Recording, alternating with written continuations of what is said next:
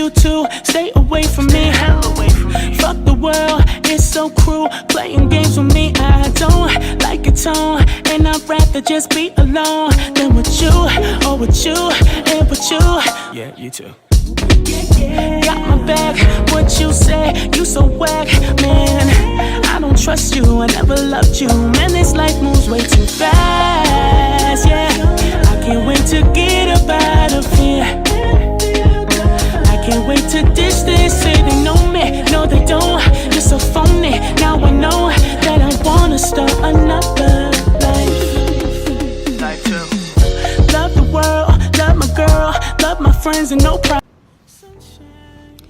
Okay, natural beauty in the house, bitch. Okay, so just like I promised, I'm gonna tell you guys a story on why I moved to Maryland. Now, I already recorded this video prior to me doing this one right now, but I'm going to redo it because I felt like the other one was too long and not really to the point as much as I want it to be. So I'm just gonna start over and we're gonna just start it off like this. So what's supposed to tell? What's supposed to tell? What's supposed to tell?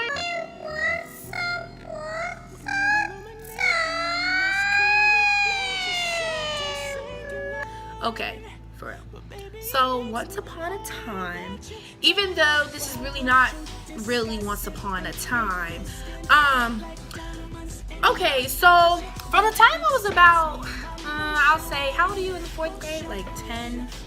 I don't know.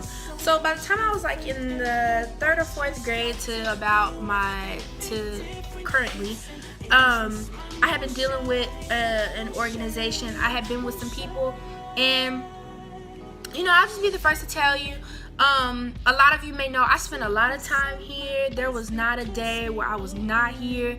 Every time people ask me, girl, where you at?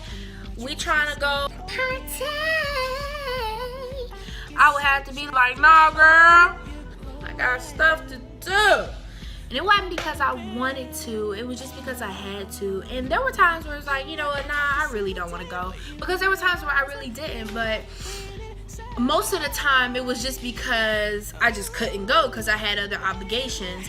So basically I was spending a lot of time with this organization, and I did it because I never wanted to disappoint my mom. I always wanted her to be happy with me and my decisions and my choices. But the problem that I was having was that I was 2 different people here and 2 different people here. So I was a different person between who I was at school and at home, and then from school and this organization, and I felt like I had to be somebody that I wasn't, and I didn't like that feeling. So basically I was just having a problem juggling it, and I was having a bigger problem being a kid and being a role model all at the same time. It's really easy for me to understand why kids who start off as kids on like Nick and Disney Channel and all this stuff, like when they start off as kids, it's hard to make that transition from being a kid to being a grown-up, because you had little girls and little boys looking at you like, wow, I want to be them when I grow up. But then when you get older, you kind of want to branch off and do something new. So I get that. Now some of the changes were really dramatic and just drastic, and I'm just thankful that mine really wasn't like that, but the transition really is hard. So anyway, there was a point in time where like younger kids were really looking up to me, and they were like, you know what, Joya, you know, you're like my big sister.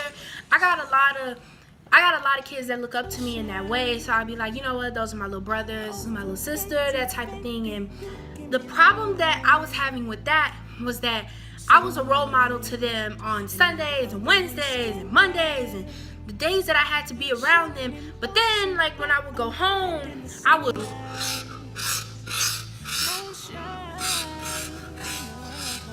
you know what I'm saying? Like I was just like really living it up, like not even thinking that I was being a bad influence to them. And you know, that started to really hurt me because I wanted more. I didn't want anybody to look up to me when I knew I wasn't doing right. So I was having a hard time juggling that. And then I was having a hard time trying to keep my relationship with my mom on all, you know, standing on both of our feet. We were going through like a little rough patch, but then again, like who doesn't? Like what mom doesn't, you know, beef with their daughter at one point in time. But to me, I just felt like it was just becoming a little too much for me, and it was just really extra. And one thing I will say, I can tell you, like, when your parents have a woman or a man in their life, they probably won't do it on purpose. Some do, some don't, but they don't mean to neglect you or make you feel like you're second. But it just kind of seems to happen that way because they feel like the man is more important, and that's what was happening to me. And so I had all this built up frustration with my mom and the guy.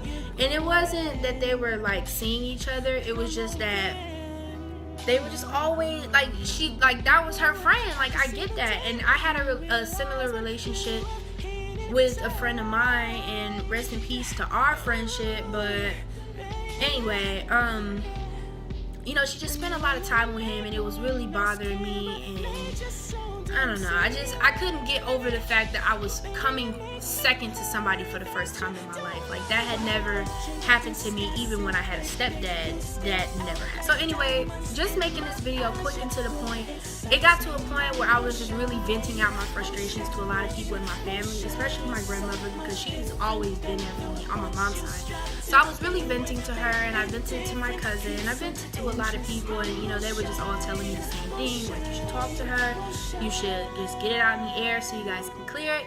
So one night, that's exactly what I wanted to do, but I got so angry and so frustrated that my intentions of making it good, it came out the wrong way, and me and my mom got into it. It got really bad. And so when it came time to talk to the guy, I started off really calm and collected, but then it really came across the wrong way, and it escalated. And I was just telling him, I was venting my frustrations. I was like, you know what, I feel like you and my mom spend a lot of time together, and it's really not enough time for me anymore. And he took it the wrong way. It got physical.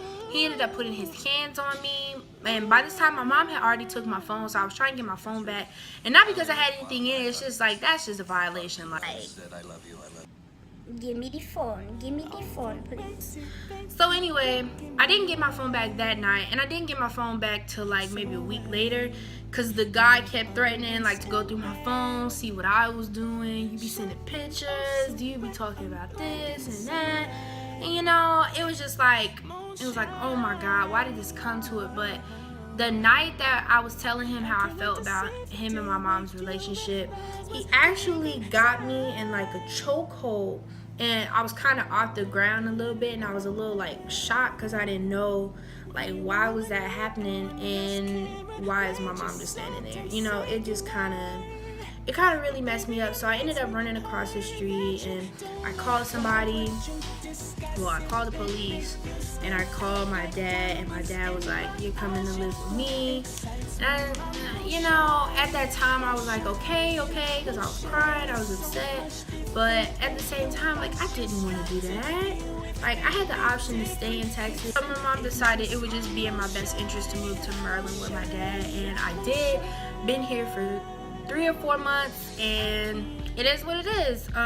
School is about to come to a close, and I'm actually moving back home with my mom. I have talked to the guy, not on a like let's be friends again basis, but let's just clear the air, because if I'm gonna be around, like, I'm gonna be around because that's my mom, but you know, if we're gonna be around the same people, same area, we at least have to have a, you know, a common ground and an understanding. So this video was as quick as I wanted it to be. I hope I didn't take too long, but that is basically the story of why I moved to Maryland. You know, not every single living detail is in the story, but if you know me, I've probably told you everything. And all I have to say is that for anybody dealing with anything out there, you can always come to me. I'm gonna leave my social media, everything in the description, and you can hit me up about anything. I've been through a lot, you know, as far as friendships, relationships, parents, moving, transition. So basically, and even if I can't relate, then, you know, you just know you have somebody to vent to, somebody to come to. I don't have all the answers, but hey, I'm here, and yeah. Alright, you guys, I'm gonna start making more videos because I'm sucking with the slacking. I ain't doing that no more. So be ready for some more videos. Be ready for new SoundCloud music, all coming soon in the next 2 months. So sorry for the no makeup, but your girl just a little ratchet to that. Okay, so alright y'all, I'm out.